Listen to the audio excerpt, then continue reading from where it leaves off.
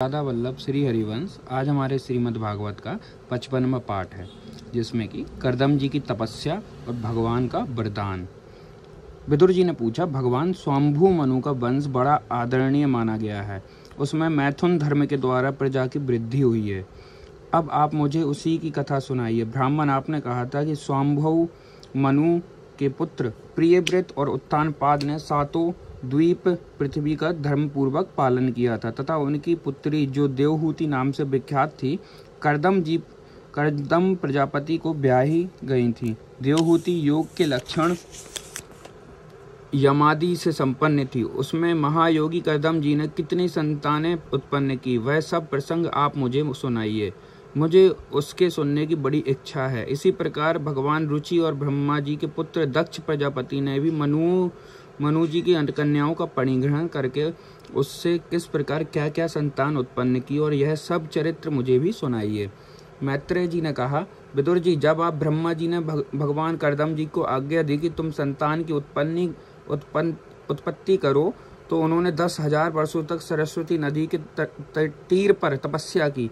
वे एकाग्र चित्त से प्रेम पूर्वक पूजनोपचार द्वारा शरणागत वरदायक श्री हरि की आराधना करने लगे। तब सतयुग के आरंभ में कमल नयन भगवान श्री हरि ने उनकी तपस्या से प्रसन्न होकर उन्हें अपने शब्द ब्रह्ममय स्वरूप से मूर्तिमान होकर दर्शन दिए। भगवान की वह दिव्य भव्य मूर्ति सूर्य के समान तेजोमयी थी।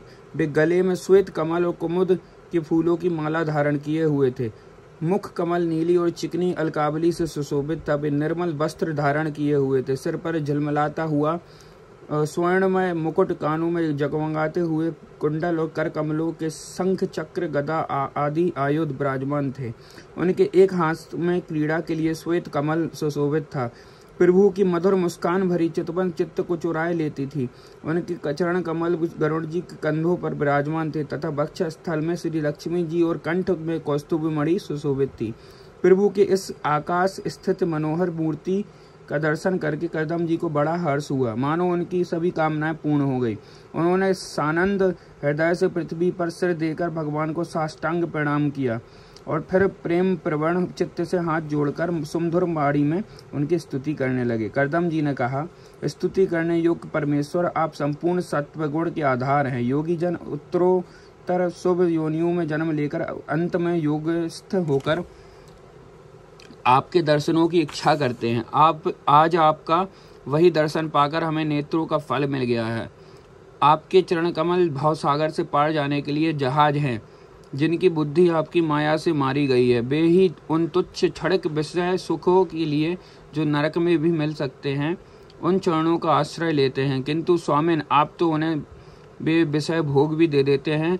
प्रभु, आप कल्प वृक्ष हैं। आपके चरण समस्त मनोरथों को पूर्ण करने वाले हैं। मेरा हृदय काम कलुषित है। मैं भी अपने अनुरूप स्वभाव वाली और गृहस्थ धर्म के पालन में सहायक शीलवती कन्या से विवाह करने के लिए आपके चरण कमलों की शरण में आया हूँ। सर्वेश्वर, आप संपूर्ण लोकों के अधिपति हैं। नाना प्रकार की कामनाओं में फंसा हुआ यह लोक आपकी वेद वाणी रूप डोरी में बंधा है। धर्म मूर्ति उसी का अनुगमन करता हुआ मैं भी काल रूप आपको आज्ञा पालन रूप पूजोपहार आदि समर्पण करता हूँ। प्रभु, आपके भक्त विषय आसक्त लोगों और उन्हीं के मार्ग का अनुसरण करने वाले मुझ जैसे कर्म जन पशुओं को कुछ भी न गिनकर आपके चरणों की छत्र छाया का ही आश्रय लेते हैं तथा परस्पर आपके गुणगान रूप मादक सुधा का ही पान करके अपने क्षुधा पिपास आदि देह धर्मों को शांत करते रहते हैं। प्रभु, यह कालचक्र बड़ा प्रबल है। साक्षात ब्रह्म ही इसके घूमने की धुरी हैं। अधिक मास सहित 13 महीने के ने अरे हैं। 360 दिन जोड़े हैं। 6 ऋतुएं नैमी हाल हैं। अनंत क्षण पल आदि आप इसमें पत्राकार धाराएं हैं तथा 3 चातुर्मास इसके आधारभूत नाभि हैं।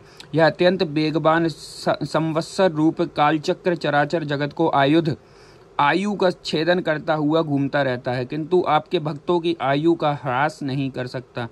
भगवान, जिस प्रकार मकड़ी स्वयं ही जाले को फैलाती है, उसकी रक्षा करती है और अंत में उसे निगल जाती है, उसी प्रकार आप अकेले ही जगत की रचना करने के लिए अपने से अभिन्न अपनी योग माया को स्वीकार कर उसमें अभिव्यक्त हुई अपनी सत्वादी शक्तियों के द्वारा स्वयं ही इस जगत की रचना, पालन और संहार करते हैं। प्रभु, इस समय आपने हमें अपनी तुलसी माला मंडित माया से वंचित परिच्छन सी दिखाई देने वाली सुगुण मूर्ति से दर्शन दिया है। आप हम भक्तों को जो शब्दादि विषय सुख प्रदान करते हैं, वे मायक होने के कारण यद्यपि आपको पसंद नहीं है, तथापि परिणाम में हमारा शुभ करने के लिए ही वे हमें प्राप्त हो। नाथ, आप स्वरूप से निष्क्रिय होने पर भी माया के द्वारा सारे संसार का व्यवहार चलाने वाले हैं तथा थोड़ी सी उपासना करने वाले पर भी समस्त अभिलषित वस्तुओं की वर्षा करते रहते हैं। आपके चरण कमल वंदनीय हैं, मैं आपको बार बार नमस्कार करता हूँ। मैत्रेय जी कहते हैं, भगवान की भौहें प्रणय मुस्कान भरी चितवन से चंचल हो रही थी। वे गरुड़ जी के कंधे पर विराजमान थे। जब कर्दम जी ने इस प्रकार निष्कपट भाव से उनकी स्तुति की तथा तब वे उनके अमृतमयी वाणी से कहने लगे। भगवान ने कहा, जिसके लिए तुमने आत्म संयम आदि के द्वारा मेरी आराधना की है, तुम्हारे हृदय के उस भाव को जानकर मैंने पहले से ही उसकी व्यवस्था कर दी है। प्रजापति, मेरी आराधना तो कभी भी निष्फल नहीं होती। फिर जिनका चित्त निरंतर एकांत रूप से मुझ में ही लगा रहता है, उन तुम जैसे महात्माओं के द्वारा की हुई उपासना का तो और भी अधिक फल होता है। प्रसिद्ध यशस्वी सम्राट स्वयंभू मनु ब्रह्मवर्त में रहकर 7 समुद्र वाली सारी पृथ्वी का शासन करते हैं। विप्रवर, वे परम धर्मज्ञ महाराज महारानी शतरूपा के साथ तुमसे मिलने के लिए परसों यहाँ आएंगे। उनकी एक रूप यौवनशील और गुणों से संपन्न श्यामलोचना कन्या इस समय विवाह के योग्य है। प्रजापति, तुम सर्वदा उसके योग्य हो, इसलिए वे तुम्ही को वह कन्या अर्पण करेंगे। ब्राह्मण, गत अनेकों वर्षों में तुम्हारा चित्त जैसे भार्या के लिए समाहित हो रहा है, अब शीघ्र ही वह राजकन्या तुम्हारी वैसे ही पत्नी होकर यथेष्ट सेवा करेगी। वह तुम्हारा वीर अपने गर्भ में धारण कर उससे 9 कन्याएं उत्पन्न करेगी और फिर तुम्हारी उस कन्याओं के लोक रीति के अनुसार मरीचि आदि ऋषिगण पुत्र उत्पन्न करेंगे।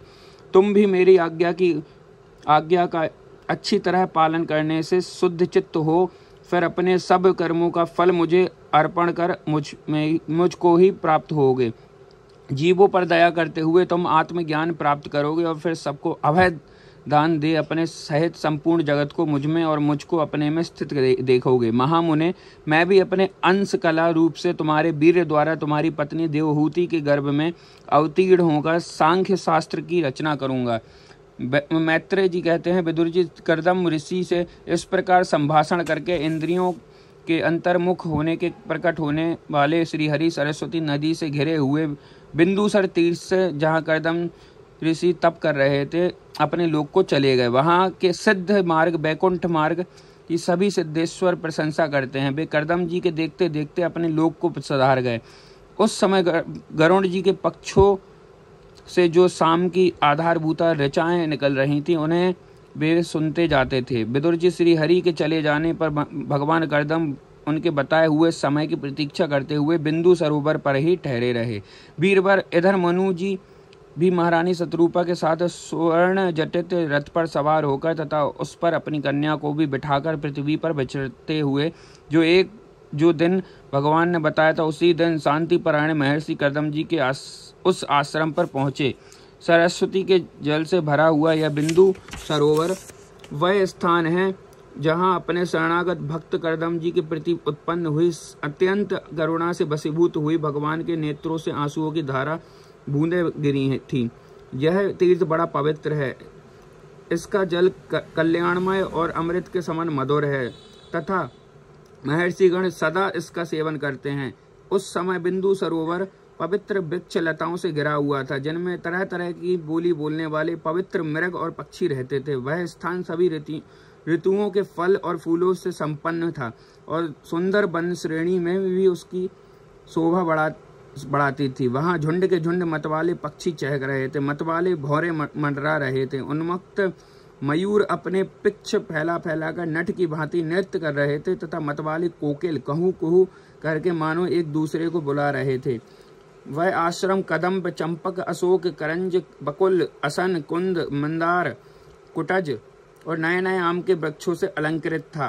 वहाँ जलकाज, बतख आदि जलचर, तैरने वाले पक्षी, हंस, कुरर, जलमुर्ग, सारस, चकवा, चकोर मधुर स्वर से कलरव कर रहे थे। हरण, सुअर, स्याही, नीलगाय, हाथी, लंगूर, सिंह, बानर, नेवले तथा कस्तूरी मृग आदि पशुओं से भी वह आश्रम घिरा हुआ था। आदिराज महाराज मनु ने उस उत्तम तीर्थ में कन्या के सहित पहुंचकर देखा था कि मुनिवर कर्दम अग्निहोत्र से निवृत्त होकर बैठे हुए हैं। बहुत दिनों तक उग्र तपस्या करने के कारण वे शरीर से बड़े तेजस्वी दिख पड़ते थे तथा भगवान के स्नेहपूर्ण चितवन के दर्शन तथा उनके चारण किए हुए कर्णामृत रूप सुमधुर वचनों को सुनने से इतने दिनों तक का तपस्या करने पर भी वे विशेष दुर्बल नहीं जान पड़ते थे। उनका शरीर लंबा था, नेत्र कमल दल के समान विशाल और मनोहर थे, सिर पर जटाएं सुशोभित थी और कमर में चीर वस्त्र थे। वे निकट से दिखने पर बिना सान पर चढ़ी हुई महामूल्य मणि के समान मलिन जान पड़ते थे। महाराज स्वयंभू मनु को अपनी कुटी में आकर प्रणाम करते देख उन्होंने आशीर्वाद से प्रसन्न किया और यथोचित आतिथ्य रीति से उनका स्वागत सत्कार किया। जब मनु जी उनकी पूजा ग्रहण कर स्वस्थ चित्त से आसन पर बैठ गए तब मुनिवर कर्दम जी ने भगवान की आज्ञा का स्मरण कर उन्हें मधुर वाणी से प्रसन्न करते हुए इस प्रकार कहा, देव आप भगवान विष्णु की पालन शक्ति रूप हैं, इसलिए आपका घूमना फिरना निसंदेह सज्जनों की रक्षा और दुष्टों के संहार के लिए ही होता है। आप साक्षात विशुद्ध विष्णु रूप हैं तथा भिन्न भिन्न कार्यों के लिए सूर्य, चंद्र, अग्नि, इंद्र, वायु, यम, धर्म और वरुण आदि रूप धारण करते हैं। आपको नमस्कार है। आप मणियों से जड़े हुए जयदायक रथ पर सवार हो अपने प्रचंड धनुष की टंकार करते हुए उस रथ की घरघराहट से ही पापियों को भयभीत कर देते हैं तथा अपनी सेना के चरणों से रौंदे हुए भूमंडल को कपाते अपनी उस विशाल सेना को साथ लेकर पृथ्वी पर सूर्य के समान विचरते हैं। यदि आप ऐसा न करें तो चोर, डाकू भगवान की बनाई हुई वर्णाश्रम धर्म की मर्यादा को तत्काल नष्ट कर दें तथा विषय लोलुप निरंकुश मानवों द्वारा सर्वत्र अधर्म फैल जाए। यदि आप संसार की ओर से निश्चित हो जाएं तो यह लोक दुराचारियों के पंजे में पड़कर नष्ट हो जाए। तो भी वीरवर, मैं आपसे पूछता हूँ कि इस समय यहाँ आपका आगमन किस प्रयोजन से हुआ है। मेरे लिए जो आज्ञा होगी फिर उसे मैं निष्कपट भाव से सहर्षक स्वीकार करूँगा। श्री कृष्णाम चरणस्तु। राधे राधे।